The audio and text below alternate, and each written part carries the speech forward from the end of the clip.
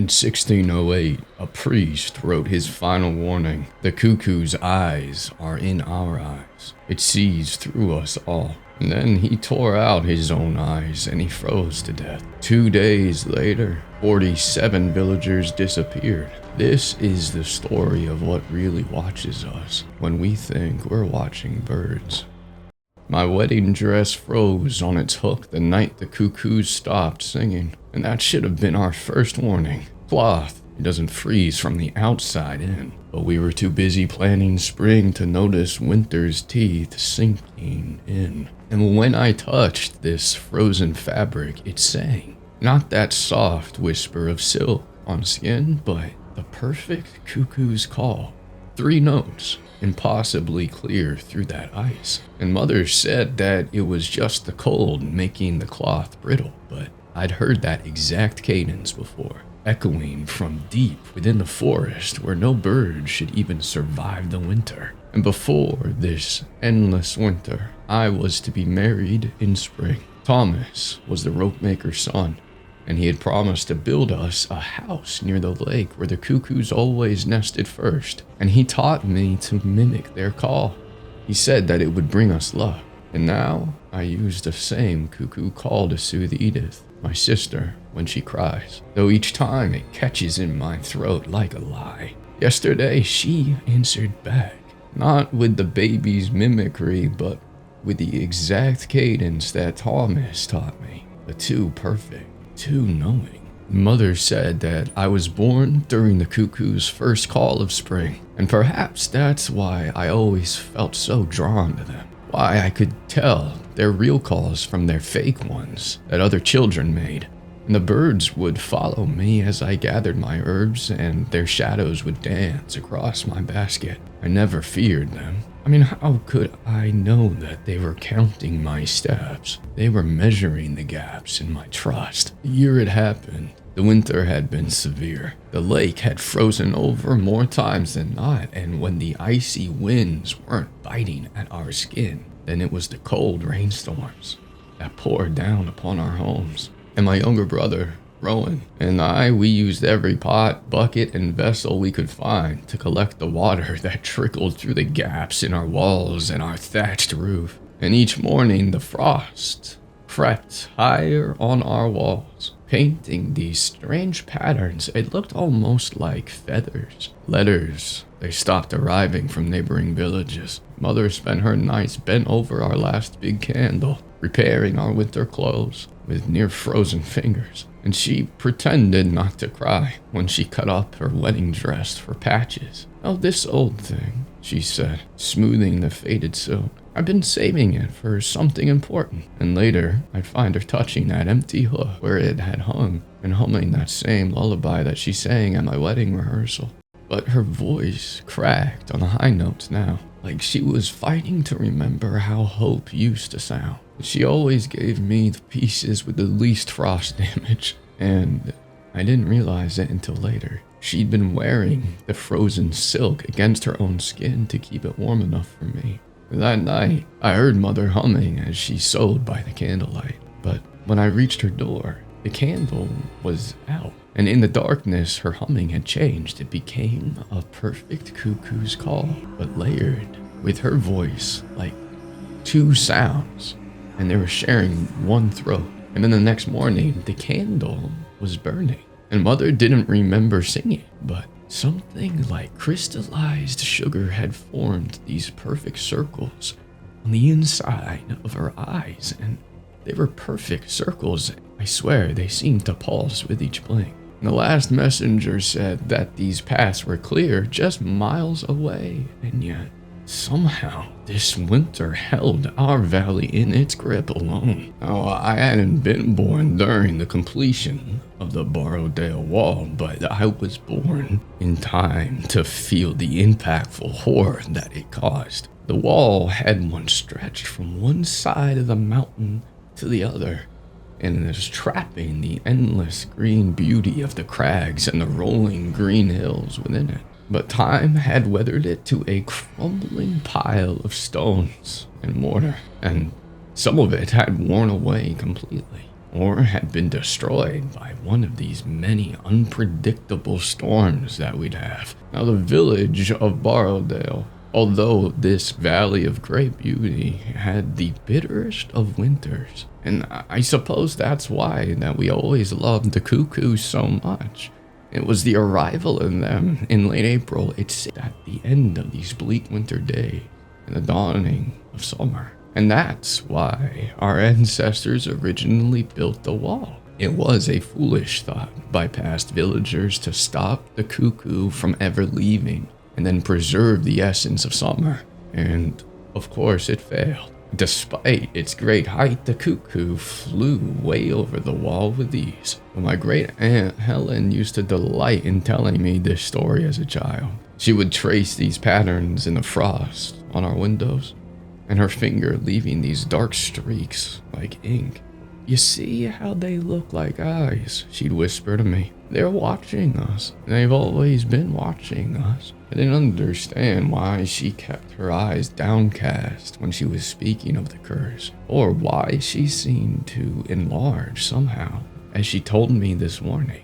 Years later, I found her diary hidden beneath the floorboards, and in it, she described how her grandmother had survived the curse of 1555. Children born that winter had eyes that seemed too dark and too knowing. They never cried. They just stared with this ancient patience. It was like that they were waiting for something to hatch. And by spring, those babies had all vanished, leaving their families as empty shells where their hope had once been. And it turns out my great aunt had been right all along, only she had the good fortune of dying the year before the horrors unfolded. And we told ourselves that the harsh winter, it would subside soon. Warmer days, they'd arrive with the call of the cuckoo. Only the spring months passed by and the cuckoos failed to even appear. There was nothing but bleak skies and snow-covered hills, and that cold wasn't thawing, and as such, the villagers turned bitter and desperate. The thefts began first. They were petty acts to start with. Fermented fish from the stallholder and apples from Mary Bilton's ample pantry. And unable to trek to the nearby town, the despair just grew, and so did these crimes. I left my sheepskin boots outside, only to find them gone the next morning. I mean, straw and heather were stolen from the thatched roofs while people slept. Goats and chickens, they were taken from barns. And each night, I'd lay in bed next to my baby sister Edith, and I sang lullabies to calm her as the wind howled at our windows. I just longed for the purgatory to end. And a village meeting was finally held, and food was rationed. It was Bingley, the blacksmith. He called us to gather. 2 volunteers, he announced. His voice was steady, despite his shaking hands. 2 to cross the crags to Grange for help. I noticed how everyone avoided looking at the windows, because outside these dark shapes perched on the sill, and their beaks were tapping in perfect time with Bingley's words. And when he drew the straws for the volunteers, each one looked like this tiny frozen feather. No one mentioned it. I watched anxiously as Rowan made his decision. Only 2 straws remained, and I gulped in dread as he pulled free the short straw. I saw that fearful glaze in his eyes. That's when the dogs stopped barking. Not one by one, no, all at once. Like they heard something that we couldn't, or we wouldn't. But I never heard them bark ever again. But I focused on my family now, and I followed Rowan home to help him pack.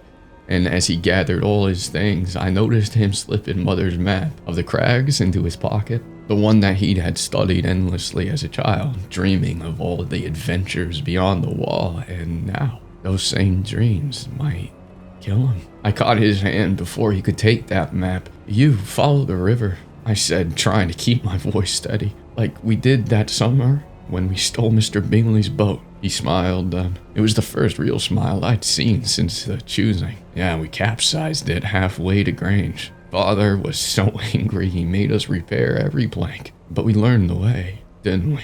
I touched a spot where the map lay in his pocket. The river won't freeze as deep. Just follow it like we did then. And I didn't tell him I'd been marking the river's path each night, scratching it into the frost on the window, just praying that it would stay clear enough for him to see. I took the pressed clover charm from my neck, the one that had kept me safe since childhood, and I hung it around his. Was that the final gift? I didn't know then. As I hugged Rowan goodbye, his shadow fell wrong against the snow. And while he stood still, his shadow twitched and chirped. It was like something was trying to break free from it. And when he turned to wave, I saw his breath didn't cloud the air like mine. It was like winter had already claimed him, but from the inside. I watched him leave with Edward, and the pair of them trudging across the snow path toward those destroyed walls and Castle Crag Mountain that lay behind it. And all I could do was just stay behind and hope that soon the ice would melt and the Cuckoo's call would end this bad fortune. No, I could do more than that. And then the next morning, I shivered myself awake and I made sure Edith was wrapped tightly in the blankets. And then I placed my bare feet into my worn boots, the only shoes I had left, and I ran outside and I listened. I listened for the Cuckoo's call. I stayed there as long as I could before that cold just became too intense. And, summer should have been well underway, but instead, desperation seeped through the entire village. Desperation, it soon turned into something much more foreboding. I found Thomas's woodpile under the snow. There are the boards that he'd cut for our house, each one measured twice, just like his father had taught him. And he carved our initials in the end grain of each piece. It was secrets only the sawdust had seen. The day before the choosing, he promised to build me a window seat facing east, so you'll be the first to hear the cuckoo call each spring. And now frost had split that wood like old bones, and our initials were lost under layers of frost. I'd gone to check on Thomas's woodpile, hoping to find boards that we could use to secure the windows. And then under the snow is where I found him. One hand was still gripped his carving knife where he'd started to cut not our usual A&T, something else. It was a warning, maybe it was a prayer. The frost in his eyes had formed these perfect circles. They were like ripples in a pond, like something had dropped into them, but was still falling. I opened my mouth to scream, but I stopped when I saw movement in those frozen eyes. There was something shifting behind the ice. It was like a shadow was adjusting just beyond their sight. My voice died in my throat. Thomas's words came back to me. A cuckoo calling means someone's about to die. If I told anyone what I'd seen, would they believe me? Or would speaking it aloud somehow make it spread? Like naming a curse gives it power. I backed away, crossing myself with trembling fingers. And the next day is when they found the first official victim by the lake. And by then I knew, speaking of what I'd seen, it wouldn't save anyone. It would only give the horror more places to hide. That was a day and a half after Rowan left. That's when the first documented death happened. It was a village elder was found dead by the lake, and his naked body was frozen into a contortion of despair. I didn't see it with my own eyes, but I saw the trepidation in the eyes of those who had. And I knew better than to ask any questions. And the second death came the next day. Mary Bilston's son fell from the thatch, or so they said. Mother saw his face after and went silent for hours. When she finally spoke, voice trembled. His eyes, they were wrong, like something else was looking out through them. I didn't dismiss her words this time. I'd seen that look before, in my only love, Thomas. I knew what came next. The third death happened 2 days later. I was in the meadow, entwined in a covering of blankets as I desperately tried to find berries frozen beneath the thickets. And that's when I saw an icy hand sticking out from behind the bush. I screamed loudly, my fearful breath imprinted in the gloom around me. As I stared at those changed eyes, I remembered the stone carvings in our church. 3 simple lines, repeated on each victim's gravestones from the previous visitations. When summer fails to wake, when ice claims the spring, the cuckoo takes its due. The words had seemed like nonsense before, and now As I stood in this endless winter, they felt like a prophecy fulfilled. Each morning, more window panes showed frost patterns like nests, and inside them, these tiny ice eggs would form overnight. And Mother said it was just the cold, but I knew and I saw them pulse in the sunrise. And by evening, they'd melt away, leaving this perfect circular hole in the glass. Now in the meadow, the snow fell silently, too silently, like each flake was trying not to wake something up. That hand belonged to the fish seller's wife, Frances, and there she lay in just a white gown. Her slender body was frozen beneath the thickets, and through the gaps I saw her eyes, round balls of white, and the iris a circle of browns and black, and there was something wrong with them. The shape and the color, it did not seem quite right. And I stared at Frances, at those now unfamiliar eyes. I knew something was wrong and I should have run right there, but it wasn't just the cold freezing me in place. It was something unseen. The cracking sound echoed through my head at first, and I thought I must have been imagining it, that the cold must have been playing tricks on my mind. And then I saw it happening with my own eyes. Her eyes cracked open, and these bits of iris and pupil were sticking to her frozen face. And inside these cracked eyes, I saw something.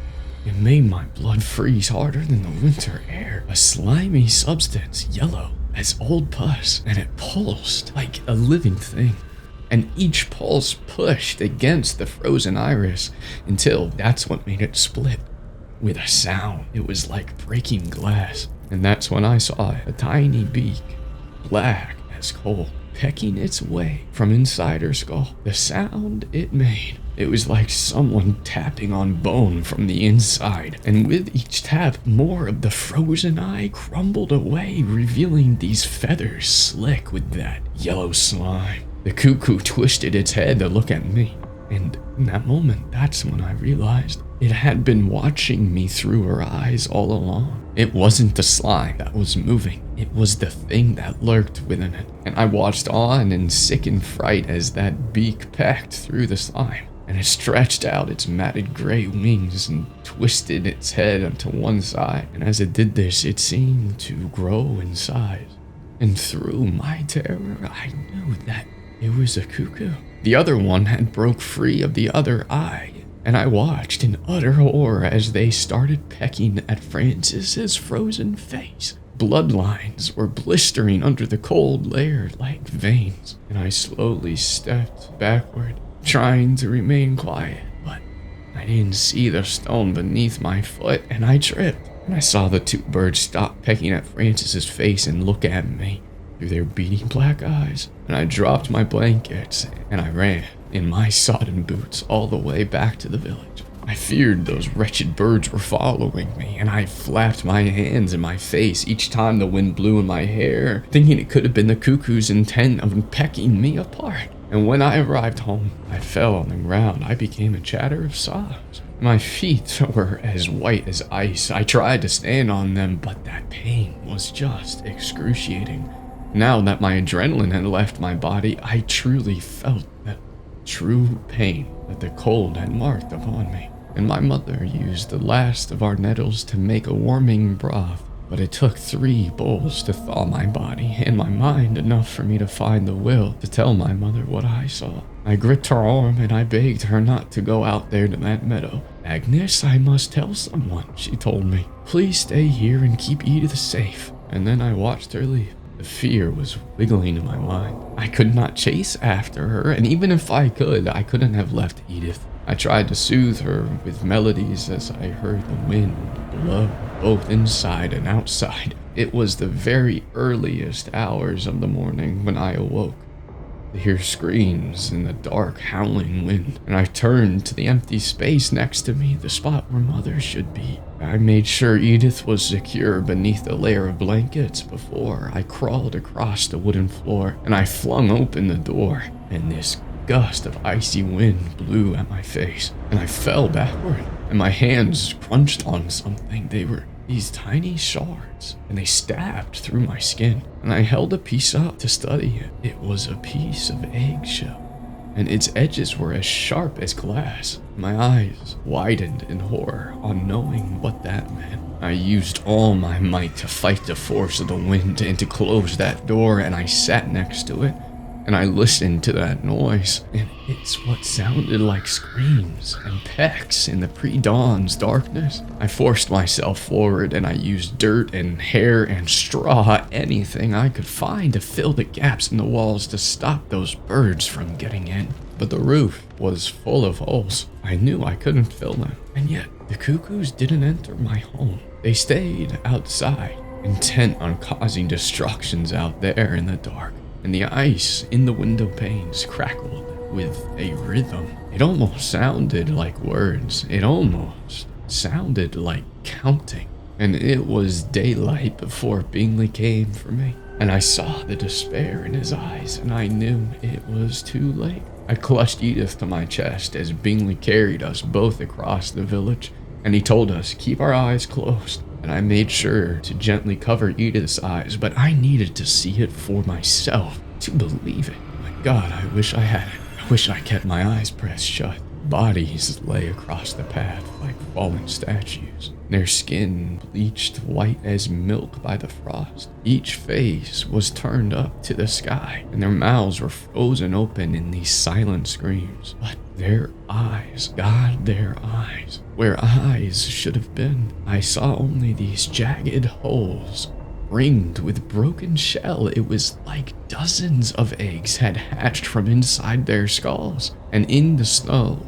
around each head, these tiny bloody footprints led away in all directions, as if whatever had emerged had danced in celebration before taking flight. Cracked eggshell remains where their eyes once were. I saw the blood-soaked sheepskin boots. Those were my boots, and it was the only thing on the body of Mary Bilston. Next to Mary's frozen remains, I saw tangled chestnut hair, and I forced my eyes shut, unable to remove that vision of my dead mother's body from my mind. I whimpered within Bingley's arms and held Edith close to me, but we stopped whispering when we noticed that our breath, it no longer made clouds in the cold. It was like the air itself was swallowing our words, and through my silent tears, I saw it happening. One of the bodies, I think it was the baker's son, began to crack. And not just the eyes, this time it was the whole face. It was splitting open like a river ice in spring. And that sound, like branches breaking in winter storms. And then came the wings, pushing out through the gap, spreading wide and dripping with that horrible yellow slime. One by one, cuckoos burst free from the frozen faces all around us. And their feathers were crusted with frost and blood, and they rose in the air together. And their wings were making the soft, wet sounds like meat slapping against stone. And the last thing that I saw before Bingley pulled me away was their beaks. Each one was holding a scrap of stolen face. We took shelter within the barn with the other villagers and livestock who had survived this plight. And there we stayed, rationing the remainder of now the maggot-soiled wheat between us, and shivering together to try and stay warm. And the wind howled outside, bashing against the barn door as though it longed to get in. I feared that the wretched cuckoos were there too. They were desperate to get to us, to peck out our eyes, and to fill them with eggs. To calm Edith, I tried humming our wedding song. It was the one that Thomas taught me that mimicked the cuckoo's call, but the notes came out all wrong. It was too many syllables. It was like somebody else was singing along from inside my throat. Edith turned to me, and her eyes were wide, and she perfectly echoed the wrong version back. And then from the rafters above, I heard wings unfold. Or was it my sanity unfolding? In that barn, we tried not to look at those rafters where the shadows moved, but without birds to cast them. Every morning, new nests started to appear, woven from human hair. No one admitted to recognizing the colors. The next morning, Edith opened her mouth again, and this time her call wasn't a mimicry, it was the true cuckoo song, the one that brings spring, and the sound seemed to freeze the air itself. And through the gaps in the barn walls, I saw those dark shapes that had been circling pause mid-flight, and one by one, they fell from the sky like black tears. I heard their wings crackling with frost. I never would ask Edith how she knew the real call. Some things are better left in the winter silence, but we were safe. But we were still trapped inside, at nature's mercy, knowing that stepping outside could mean certain death. I don't know how much time passed when we noticed a change in the seasons. The cold didn't gnaw at us quite so much anymore, and there was a real silence that fell at night. And we all felt that change, but at that point, we were all so fragile and afraid. And then one day, that barn door burst open. We didn't have the energy to scream or fight. And we watched on with acceptance. We were certain it was the Cuckoos, and they would devour us all. Only that wasn't a horror before our eyes. That was real people. And there amongst them was Rowan. I mustered the little strength I had to crawl toward him and to hold him tightly, and he told me how the first night he and Edward had sought shelter beneath an oak tree, he had awoken to this strange cracking noise, and he had seen Edward covered in snow up to his neck, and bursting out of the spot where his eyes would be were birds with matted feathers and beady black eyes. Rowan had run for his life, and as he did so, he heard the horrifying sounds of pecking and looked back to see that the birds were picking at Edward's face with their sharp beaks, and he just continued to run until he could no longer do so, and he awoke some weeks later at the dwelling in Grange. And there he discovered that the winter weather didn't stretch far beyond the wall and hadn't reached Grange. It was summer there. The cuckoo had called. He hung my four-leaf clover necklace around my neck again, and he thanked me for protecting him, and he helped me step out into the village.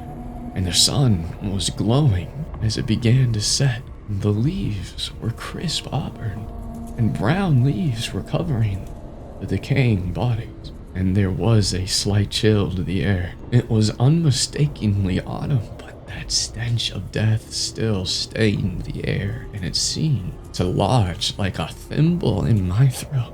Years later, I would learn why no birds ever nested in Borrowdale again. When spring finally returned, and the townspeople had cleaned out the church, they found hundreds of eggshells hidden behind the altar. Each one was lined with frozen fragments of human iris, and they were preserved like pressed flowers in ice. The priest sealed them in lead and buried them deep, but some say on cold nights you can still hear tapping from beneath the church floor.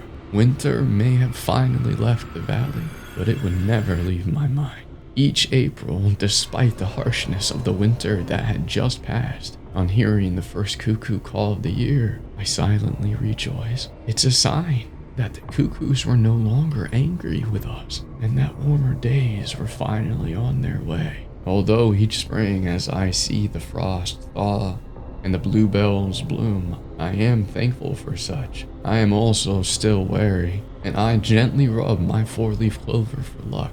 Can a curse ever fully end, or is it just dormant and lying in wait for the next time that winter sticks to the land and a plague breaks free upon mankind? The Borrowdale cuckoo story that Agnes heard from her great aunt is still told to this day. However, this tale of the doomed winter is lesser known. Horror this unnatural is often buried in time for the sake of all of our sanities. Although the exact year that it took place is unknown, archived records show that in the spring and summer months of 1608, many unexplained deaths took place in this part of the Lake District. Cuckoos are brood parasites that lay their eggs in other birds' nests, and they can actually change the size and appearance of their eggs to avoid suspicion. So Agnes's account would lead us to believe that when the cuckoo didn't bring in the summer with its call, it instead brought about a curse that led to its eggs being laid within the eye sockets of some of the villagers. But in January 2024, 3 unexplained events occurred. Ornithologists documented cuckoos arriving 3 months early across northern England. Local hospitals reported 47 cases of patients with symmetrical frost patterns forming on their corneas, and every church window in Borrowdale frosted over from the inside out. The British Meteorological Office issued an unusual winter advisory. Initially, they said because of climate change affecting wildlife. They said, if you hear a cuckoo call before spring, do not look up.